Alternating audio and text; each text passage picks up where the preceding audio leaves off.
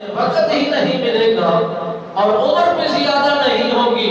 نہ یہ عابد بن سکیں گے، نہ ہی زاہد بن سکیں گے، نہ متقی پرہیزگار غوث قطب ابدال بن سکیں گے، یہ تو گناہگار ہی گناہگار رہیں گے۔ آپ سرکار جب یہ مشاہدہ فرما رہے تھے، پچھلی قوموں کے ذکر پڑھ رہے تھے،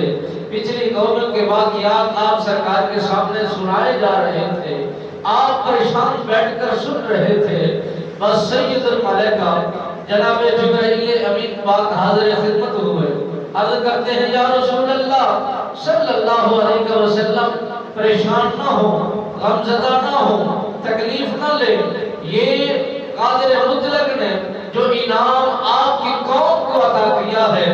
اور آپ پر مہربانی فرمائی ہے، ایسی مہربانی کسی نبی کے دور میں نہیں ہوئی، کسی نبی کے قوم پر نہیں ہوئی، کسی وقت میں نہیں ہوئی، کسی انداز میں نہیں ہوئی، یہ تو آپ ہی مہربان ہیں، آپ کی قوم پر مہربانی کی جا رہی ہے، آپ رحمت للعالمین نبی بن کے آئے ہیں، قادر مطلق نے تم پر ایسی مہربانیوں کا برسا کر دیا ہے، رحمتیں برسا رہا ہے کہ وہ طویل عمر پانے والے، طویل وقت گزارنے والے، ہزاروں سال کی عمر کو لینے والے اتنا عبادت نہیں کر سکے، اتنی ریاضتیں نہیں کر سکے،